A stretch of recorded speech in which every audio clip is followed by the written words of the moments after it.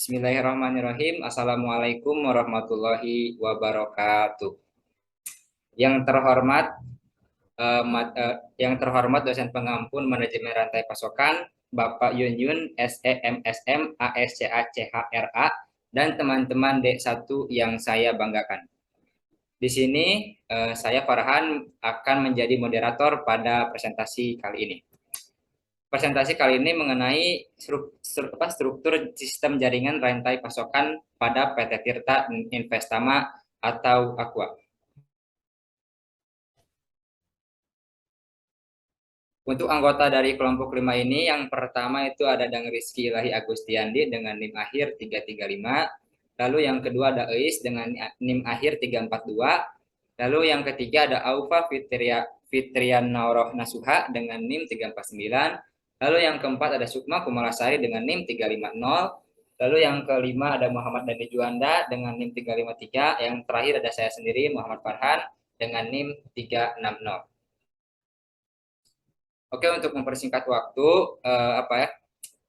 Untuk mempersingkat waktu, data perusahaan akan dijelaskan atau dipaparkan oleh Aufa. Kepadanya dipersilahkan. Terima kasih kepada moderator. Di sini saya akan menjelaskan mengenai profil perusahaan yang diambil. Di sini kita mengambil perusahaan PT Tirta Investama Aqua. PT Tirta Investama ini didirikan pada tahun 1973 oleh Bapak Tirta Utomo sebagai produsen pelopor air minuman dalam kemasan di Indonesia. Setelah beroperasi selama 30 tahun, kini Aqua memiliki 14 pabrik di seluruh Indonesia. Perusahaan ini merupakan salah satu kelompok perusahaan air minum dalam kemasan terbesar di dunia dan ahli dalam nutrisi.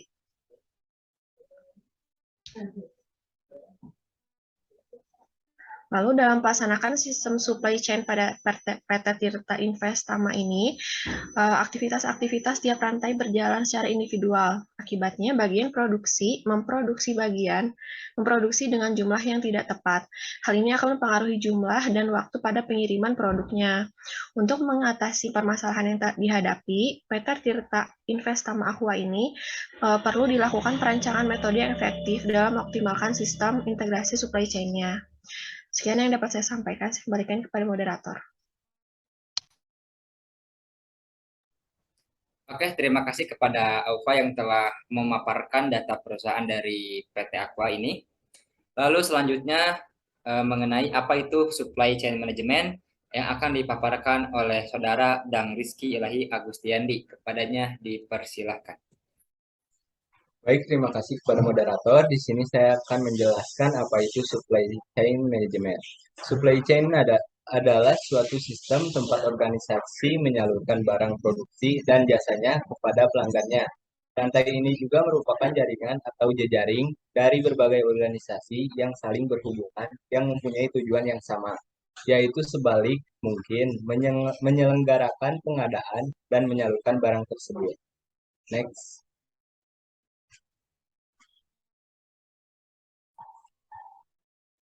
Terdapat 3 macam komponen dalam supply chain, yaitu yang pertama rantai persediaan hulu atau upstream supply chain, dan yang kedua manajemen rantai pasokan persediaan internal atau internal supply chain management. Yang ketiga rantai persediaan hilir atau downstream supply chain. Next. Dan di sini ada manfaat manajemen rantai pasokan, yaitu yang pertama kepuasan pelanggan. Adalah tujuan utama dari kegiatan proses produksi setiap produk yang dihasilkan oleh perusahaan, konsumen atau pengguna produk tersebut. Dalam konteks ini, pengguna dan konsumen adalah para pembeli produk tersebut. Nah, yang kedua itu meningkatkan gaji. Banyaknya pelanggan yang setia serta menjadi mitra dari setiap perusahaan dapat meningkatkan penghasilan bagi perseroan, sehingga pada saat perusahaan menghasilkan suatu produk, tidak akan terjadinya pemborosan karena produk yang dihasilkan banyak diminati oleh masyarakat luas. Dan yang ketiga, mengurangi biaya. Aliran agregat produk dari perseroan terhadap konsumen dapat mengurangi biaya distribusi. Dan yang keempat, ada peningkatan efisien pada pemanfaatan aset. Aset terpenting adalah faktor manusia untuk menjadi lebih terampil yang baik, maka manusia berlatih dari segi pengetahuan maupun keterampilan. Sebagaimana dalam pelaksanaan supply chain management, tenaga manusia mampu memberdayakan penggunaan teknologi yang tinggi. Dan yang terakhir, yang kelima, ada meningkatkan keuntungan. Dengan peningkatan yang kuat dalam jumlah pelanggan setia, maka perusahaan dapat meningkatkan keuntungan yang lebih. Perseroan yang semakin besar ketika perusahaan memperoleh laba dari segi tahap distribusi produknya, maka lambat laun perusahaan akan tumbuh lebih besar. Mungkin sekian yang dapat saya sampaikan. Saya kembalikan lagi kepada moderator. Oke, baik. Terima kasih kepada Saudara Dang yang telah menjelaskan mengenai materi dari manajemen rantai pasokan itu sendiri. Lalu yang selanjutnya mengenai pembahasan. Pembahasan yang pertama yaitu mengenai anggota primer yang akan dipaparkan oleh Saudari Eis. Kepadanya dipersilahkan. Baik, terima kasih kepada moderator. Di sini saya Ais dengan NIM 342 akan menjelaskan mengenai anggota primer pada PT Aqua. Yang pertama ada mesin produk yang canggih, yaitu di mana tahun 1987 Aqua memperkenalkan satu jalur baru dari kemasan terbuat dari PET polyethylene BBT Pretlat dibandingkan PVC. Kemasan terbuat dari PET mempunyai 4 keuntungan. Yang pertama ada bahan kemasan mempunyai kejernihan tingkat tinggi, membuat air nampak sejernih kristal. Yang kedua ada permeabilitas gas sangat rendah, membuat isi tidak sensitif terhadap atmosfer sekitarnya. Yang ketiga ada kemasan jauh lebih kuat dan lebih jarang bocor atau ditembus. Yang keempat ada zat-zat kimia yang digunakan dalam pembuatan PET lebih kecil dalam merusak lingkungan umum daripada penggunaan dalam pembuatan PVC. Next slide.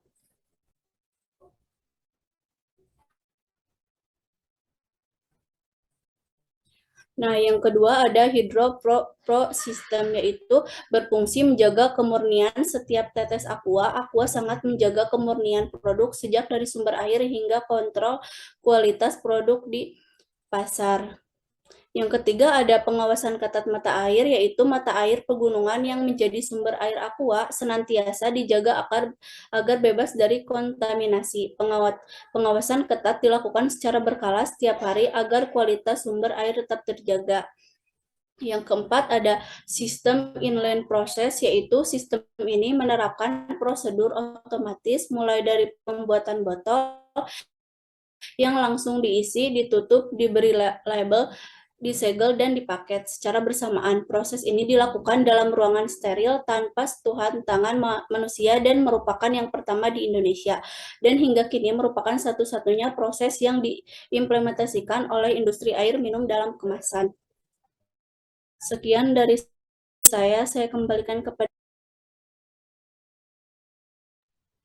Oke, baik. Kepada Eis, terima kasih yang telah menjelaskan mengenai anggota primer dari PT Aqua. Untuk selanjutnya mengenai anggota sekunder dari PT Aqua akan dipaparkan oleh Saudari Sukma. Kepadanya dipersilahkan. Oke, baik. Terima kasih kepada moderator. Di sini saya akan menjelaskan anggota sekunder rantai pasok pada PT Tirta Investama. Yang pertama itu ada concentration. PT Tirta Investama telah melakukan concentration pada semua jenis produknya. Hal ini dapat dilihat dengan adanya kerjasama dengan retailer dan mitra kerja lainnya di seluruh Indonesia. Yang kedua ada allocation. PT Tirta Investama memecah produk homogen ke dalam takaran yang lebih kecil. Misalnya adalah produk aqua dari dalam truk dipecah menjadi karton-karton dan oleh retailer dipecah lagi menjadi botol-botol dan dijual secara eceran. Yang ketiga ada customization. PT Tirta Investama juga telah melakukan customization pada proses distribusinya. Mitra-mitra distribusinya dapat melakukan mix pada produk yang didistribusikan seperti aqua galon, aqua botol 1.500 ml, maupun aqua botol 600 ml dan maison. Dan yang keempat ada dispersion. PT Tirta Investama telah melakukan disposition pada disposition produk dengan mendistribusikan di seluruh Indonesia melalui anak perusahaannya yang bernama PT Tirta Utama Abadi. Disposition ini menjadi tahap terakhir assortment sebelum produksi sampai ke konsumen. Mungkin itu saya dapat saya sampaikan, saya kembalikan kepada moderator. Oke, baik. Terima kasih kepada Saudari Sukma yang telah menjelaskan mengenai anggota sekunder dari PT Aqua. Untuk pembahasan selanjutnya, Baik, perkenalkan saya Muhammad Nabi Juanda dengan NIM belakang 353. Saya di sini akan menjelaskan mengenai nilai tambah dari anggota primer dan anggota sekunder. Untuk yang pertama ada nilai tambah anggota primer. Kuantitas dan kualitas bahan baku seperti air mineral dengan varian merek yang dipasok anggota sekunder memberikan nilai tambah bagi hasil produksi air mineral Aqua. Bahan baku tidak disimpan terlalu lama untuk menjaga kemurnian dari airnya sendiri, yang langsung didistribusikan ke setiap distributor untuk menghindari terjadinya kontaminasi terhadap airnya. Perusahaan bahan telah berkontribusi dalam penciptaan produk air mineral yang berkualitas karena terjamin oleh para pemasok yang telah memenuhi standar kualitas yang ditetapkan. Jadi, pemberian bahan baku yang berkualitas dan kemurnian merupakan nilai tambah yang diharapkan dari para pemasok. Untuk yang kedua, nilai tambah anggota sekunder. Pemilik waralaba Aqua memberikan nilai tambah tenaga kerja dan modal, menambah penggunaan aset pengetahuan sumber daya, utilitas, atau aset-aset bagi anggota primer di supply chain, dan serta membangun hubungan kerjasama. Jadi, tenaga kerja berkualitas juga keuntungan dari saham yang telah diinvestasikan merupakan nilai tambah yang diharapkan dari para unit bisnis Aqua.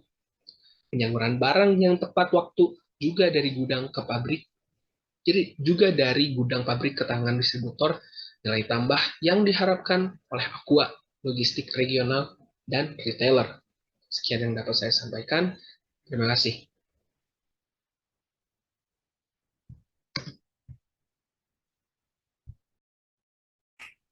yang akan dijelaskan oleh saya sendiri. Bisa dilihat di sini teman-teman mengenai gambaran tadi pasokan dari PT Aqua. Yang pertama itu bahan baku air diambil dari sumber air menuju ke angkut menuju gudang. Lalu yang selanjutnya itu ke warehouse stock logistik. Lalu yang kedua itu dari supplier bahan baku lainnya seperti kemasan, polikarbonat, lalu disuplai lagi ke supply chain RRP, lalu dilanjutkan lagi ke warehouse stock logistik. Lalu yang selanjutnya mengenai produk yang didistribusikan. Dilanjutkan ke produk yang dipasarkan, lalu ke quality asuransi, lalu yang selanjutnya ke packaging produk yang lalu ke proses yang akhir di warehouse stock logistik. Itu teman-teman mengenai gambar rantai pasokan di PT Aqua. Lalu untuk selanjutnya mengenai penutup, kesimpulan dan saran akan disampaikan oleh saya sendiri. Kesimpulan dari presentasi kali ini adalah prinsip SCM pada hakikatnya adalah sinkronasi dan koordinasi aktivitas-aktivitas yang berkaitan dengan aliran material atau produk, baik yang ada dalam suatu organisasi. Misalkan sebuah industri manufaktur adalah sesuatu yang kompleks. Penanganannya membutuhkan campur tangan semua pihak, bukan hanya mereka-mereka yang dilalui langsung oleh aliran material atau produk secara fisik, tetapi juga bagian-bagian lain seperti bagian perancangan produk, pemasaran, akuntansi, dan sebagainya. Hal ini sejalan dengan apa yang diterapkan oleh PT Aqua Tirta Investama. Perusahaan ini menggunakan fasilitas SCM untuk membantu proses produksinya. Sehingga dengan diterapkannya aplikasi ini, produktivitasnya dapat dijaga dan juga memungkinkan untuk menambah produk. SCM segera menjadi keharusan bagi setiap perusahaan yang ingin bertahan, bukan lagi perusahaan yang ingin memimpin kompetisi di pasaran. Oleh karena itu, hendaknya setiap perusahaan, khususnya perusahaan manufaktur seperti PT Aqua Tirta Investama, hendaknya mengadopsi aplikasi-aplikasi SCM dengan baik, sehingga mampu bersaing dengan produk sejenisnya. Mungkin cukup sekian dari kelompok kami. Besar harapan ada manfaatnya bagi teman-teman semua, bagi kalian semua. Mohon maaf bila banyak kesalahan. Saya tutup untuk presentasi kali ini. Akhirul kalam, wabillahi taufik walhidayah. Wassalamualaikum warahmatullahi wabarakatuh.